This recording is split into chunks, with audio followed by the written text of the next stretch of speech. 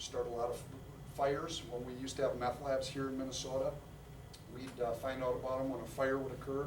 Fire department would respond and the police. Come to find out they were manufacturing methamphetamine. Dangerous to civilians, obviously, if they're living in an apartment complex or in a hotel and they're making methamphetamine. If it starts a fire or explodes, it's dangerous to everybody around, including children. People who are using methamphetamine, they don't care. I can't tell you how many times that we would do search warrants and there were children, small children in the house, and they're using methamphetamine. All they care about is getting high. They don't care about their job. They don't care about their families, their loved ones. That's all that matters. This is a fire out in one of the western suburbs in a trailer house that was done back in the 80s, late 80s. You can see the chemical down on the right side there, the acetone. And this gentleman here was received burns all over his body because of the explosion and the fire.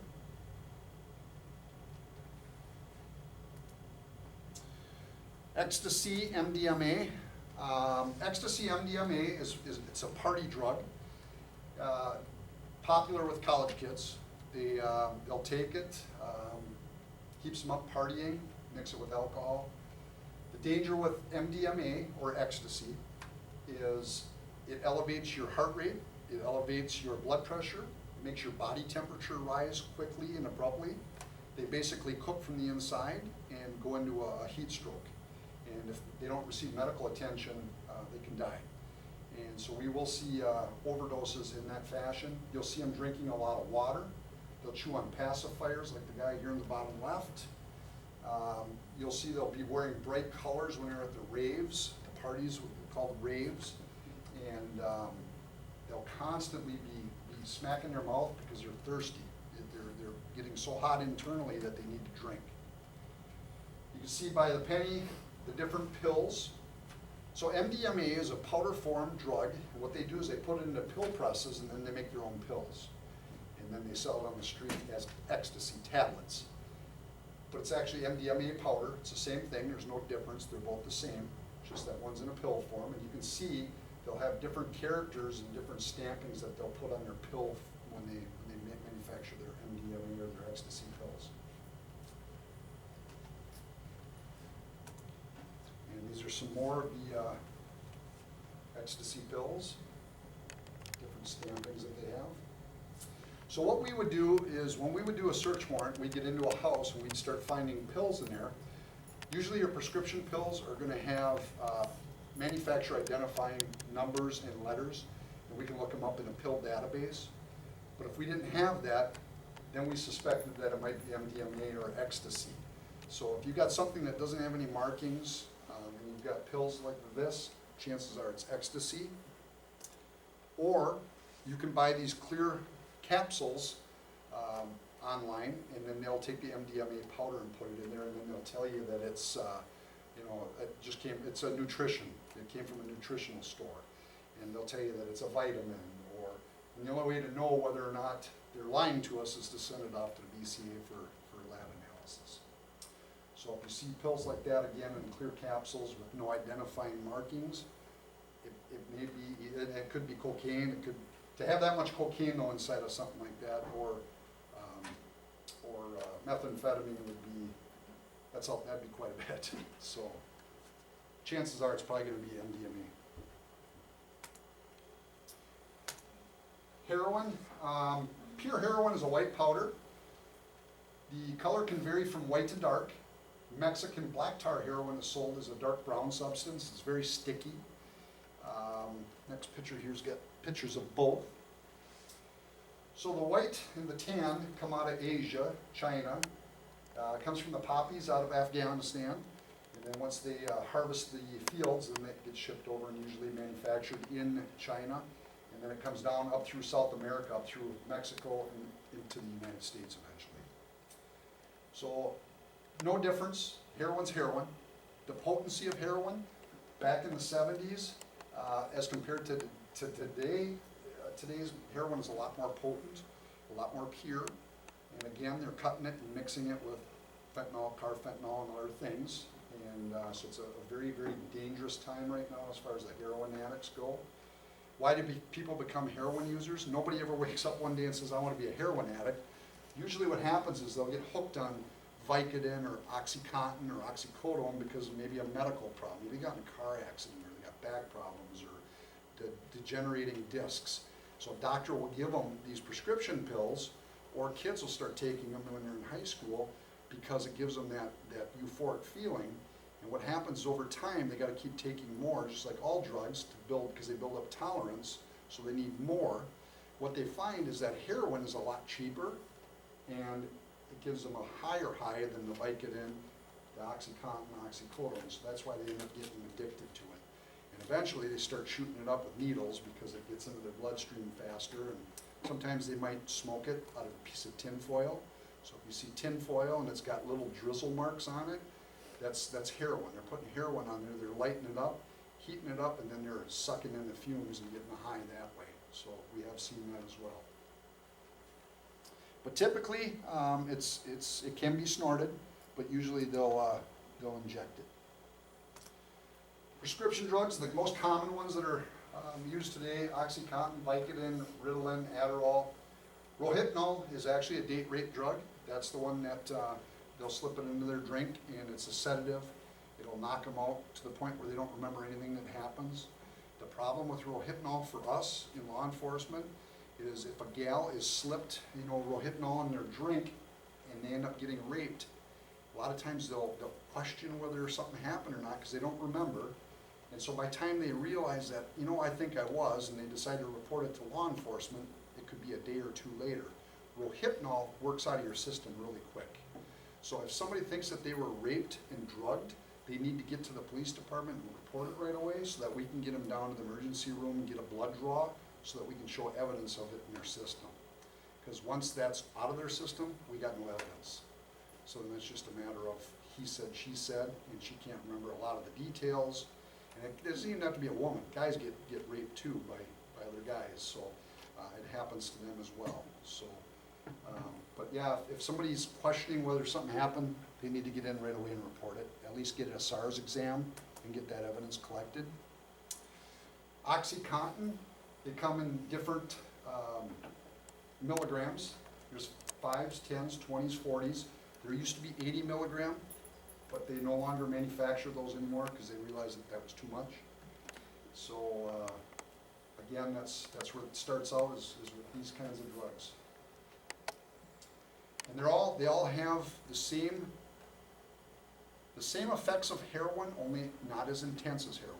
Heroin's a lot more intense, and that's why they end up getting into the heroin. Vicodin, same thing, it's a pain reliever, similar to morphine. Comes in pill or syrup form. So syrup, the kids were taking and making what's called Kool-Aid, or they call it drink. And it looks like Kool-Aid, it's purple, and they would put these powdered drugs into this liquid and make it and sell it on the street to people, and they get high off of it. The similar effects to OxyContin. It's a painkiller.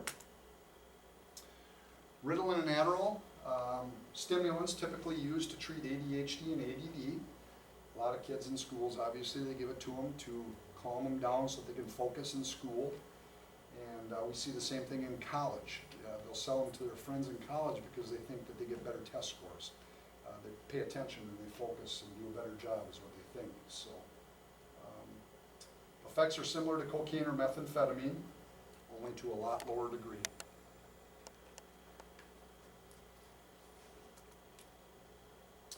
And again, the Rohypnol, it's a sedative, 10 times stronger than Valium. Tasteless, odorless, poor coordination, sedation, fatigue, confusion. And again, usually when people bring this into the United States, it usually comes up from other countries when they go down to like Mexico or different countries, and they'll bring it back with them. Mushrooms. Mushrooms have made a huge comeback. Used to be real popular back in the 70s. It's kind of like acid, taking acid. Not all mushrooms obviously give you the chemicals that are illegal, but this particular kind does. They're called psilocybin mushrooms, and they are placed into a container, kept in the dark, and given water so that they grow. And we started to find a lot of this when we were doing search warrants. So the popularity is starting to come back, the psychedelic highs, posters on the wall with all these different colors. And depending on the mood that they're in when they use mushrooms or LSD or acid, if they're in a good mood, they'll probably have a good trip. If they're in a bad mood, then we'll probably, as law enforcement, end up dealing with them because they end up going off. It's kind of like we were talking about the other drug, the PCP. Same thing. With PCP, people will become violent and they'll strip all their clothes off because they're hot, kind of like the ecstasy, MDMA. Their body temperature gets so hot, they'll start sweating, start peeling their clothes off, they'll run down the street, they'll just bizarre behavior, very, very unpredictable. They can be very dangerous when they're high on PCP, and they have strength that is not normal. They get very, very strong, and so when law enforcement ends up fighting with them, you could have 2, 3 police officers fighting with one person on PCP and probably wear out all 3 officers before they do, and they'll keep going. So it's a very dangerous drug. I don't have a picture of what PCP looks like, but I can tell you PCP comes in a couple forms. It comes in a liquid form where they'll dip marijuana cigarettes in it, they'll dip regular cigarettes in it, and then they'll smoke it, so it gets the PCP coming into their system that way. It'll be in a powder form, so they can snort it through a straw, or they can put it onto a piece of paper, kind of like they do with LSD and acid, and then they'll eat the paper, the little square of paper. So I mean, to look at something and say, geez, does that have PCP or is it PCP? Again, we don't know until we send it to the lab to get tested. So it could be, and it's a clear liquid. Does it have a scent? A scent, where'd that come from? Oh, that I don't know. I don't know. It as far as like cocaine or methamphetamine, I don't believe it does. It's not.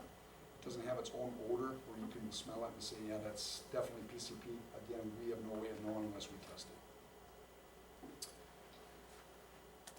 Another drug that we have seen now with the influx of Somalians into the United States, khat is a Somalian drug. The problem with khat, you can see the banana leaves wrapped around the khat to keep it moist. When they ship it over, they'll have it wrapped up in these leaves, and they're moist to keep it wet.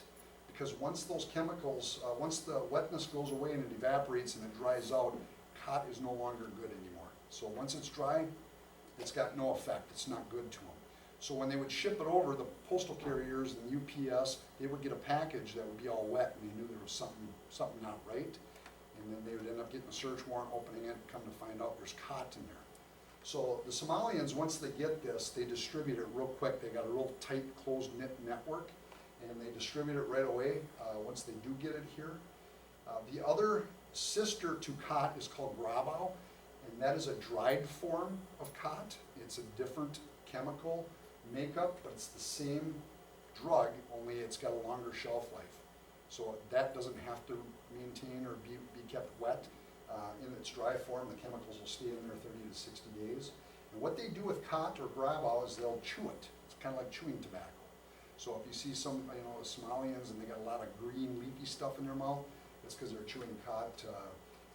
Their khat is kind of like our mushrooms and our acid or our LSD, so it gives them the same euphoric high, and they start hallucinating. Is it a plant? Yeah, it's a plant. Yep. Okay. Yep. Again, acid, LSD, the blotter acid, they take the liquid from a dropper and put it on a piece of paper, there's usually 100 sheets or 100 little squares on a sheet, and then they'll saturate that paper, and then they'll sell those little squares for $5, $10 a piece. So acid comes in different forms. It could be blotter acid like this on a paper, it could be on a stamp on a letter. They also have, they have little pill forms. They have green and orange, different, they call it pyramids. Looks like it's a piece of candy, but it's real small. It's kind of square and it's got a pyramid shape. So I mean, there's different forms that it could come in. again, you wouldn't know that it's LSD unless you sent it off to the lab to be tested. And kind of right along with that, another thing with the THC, with the marijuana, we didn't talk about the marijuana candies. There's all kinds of edibles and candies that are available now that you can buy out of Colorado, Washington, California, that they sell that have high concentrations of THC in them. We charge them as basically kind of like hash. It's the same thing as hash. Hash is manufactured from the root of the marijuana plant because it's got the highest THC content, whereas marijuana, they smoke the leaves. So when they take those roots from the marijuana plant and they make it into a form where they can put it into foods, or they can smoke it, put it into a little cube, put it on a needle and inhale the fumes from it when they light it. So hash oil, they use that to manufacture the candy, which again, that's why we charge it out as hash oil. So it's always going to be a felony anytime you have hash candy or marijuana candy here in Minnesota. They'll always charge it as a felony. Usually you'll know if it's marijuana candy because it'll say on the packaging. But if you've got it laying loose, you won't know if it's a gummy bear or if it's got THC in it. There's just no way to know until you send it off to a lab to have it tested. Can I ask Yeah. how something like that was found? Usually we know if it's LSD. For one thing, if we're doing a search warrant, typically we know what we're looking for in a search warrant because our informants are telling us. But at times we may come across many things in a house: marijuana, cocaine, methamphetamine, heroin, LSD. But the biggest thing is like I said, it's usually on sheets of paper and there'll be little squares. So we'll collect it. If we think it's drugs, we'll collect it and send it off for testing. We don't have tests for LSD in our police department or our raid bags that we carry.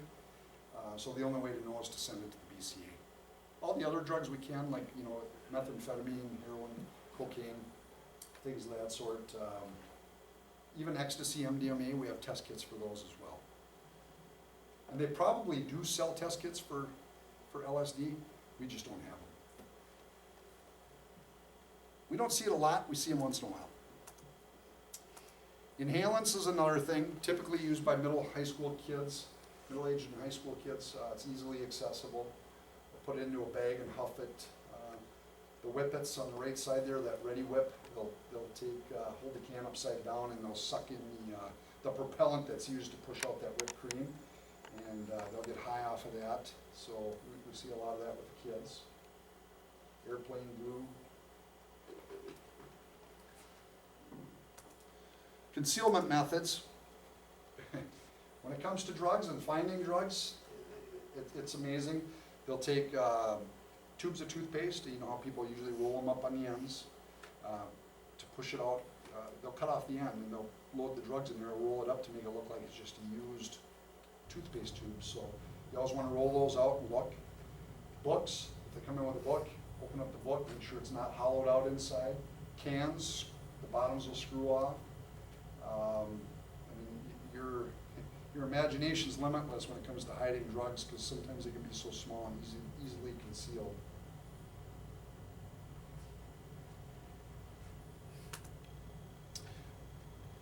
On the left here was a car that we took off, a load car that came up out of California with 17 pounds of methamphetamine.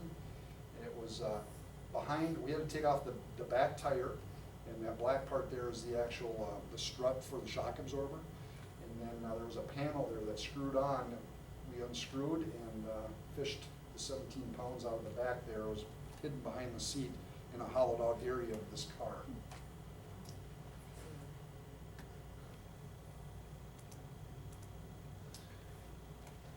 Down more so on the border with Mexico, they would put their marijuana or cocaine in the tires on the rims and get it through that way. Just another picture. And we can always tell when we look at marijuana bricks if they're shaped and rounded on the ends, then we know that they came, in a tire when it came across the border. Anybody have any questions, I guess, about what we covered? I mean, it's kind of a lot of information, and I know you're looking for exactly what am I looking for when I'm searching, and the answer is if you think it's drugs and you think it might be, the only way to really know for sure is for it to get tested.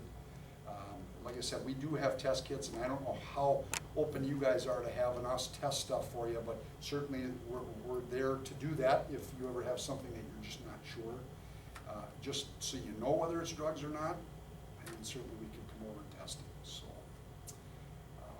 Anybody have any questions? Yeah?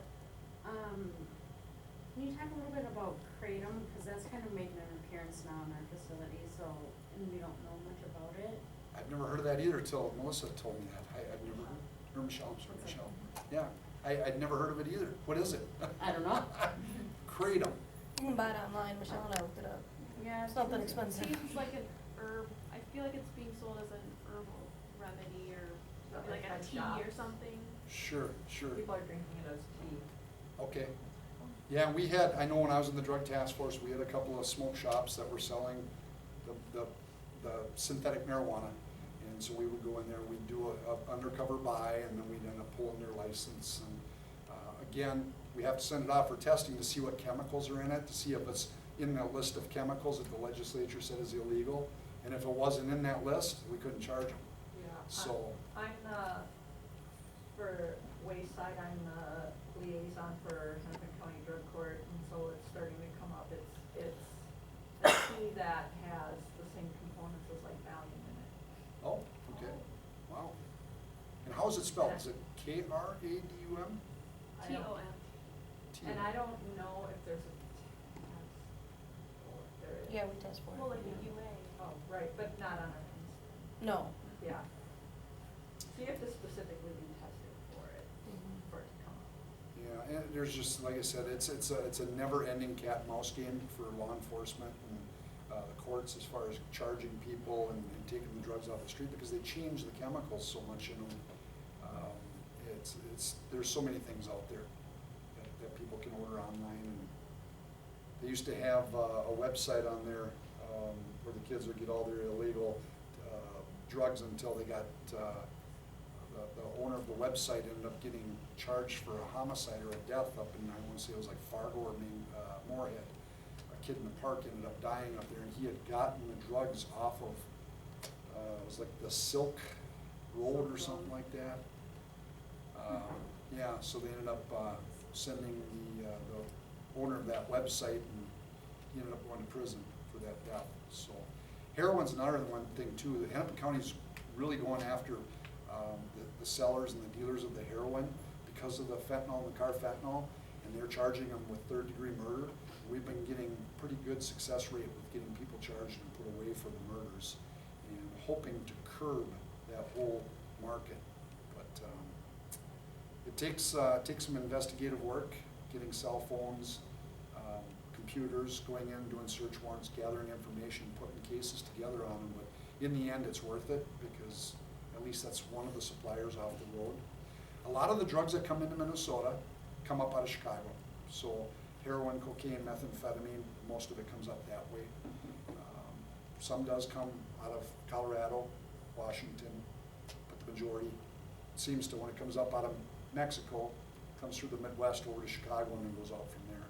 So they have their distribution points. It's kind of like Amazon. It's amazing, these networks that they have. I couldn't imagine being an investigator down in Chicago. There's so many places. Anybody else have anything? Any questions? Go ahead. Are the two drugs you mentioned for like that are popular in smaller communities, are those illegal substances? They are, yeah, cotton and gravel. Yep, they both are. Do you know what kind of, you said they were like a mushroom? Like the kind of high that they give? Like what sort of behavior or physical reaction Right. does someone have when they're high on that? On cut. Yeah, so it's kind of like it's kind of like acid to them, or mushrooms. It gives them hallucinations. So they start to, their hands start to feel weird, their body feels weird, they see things that aren't there, hallucinate. Yep.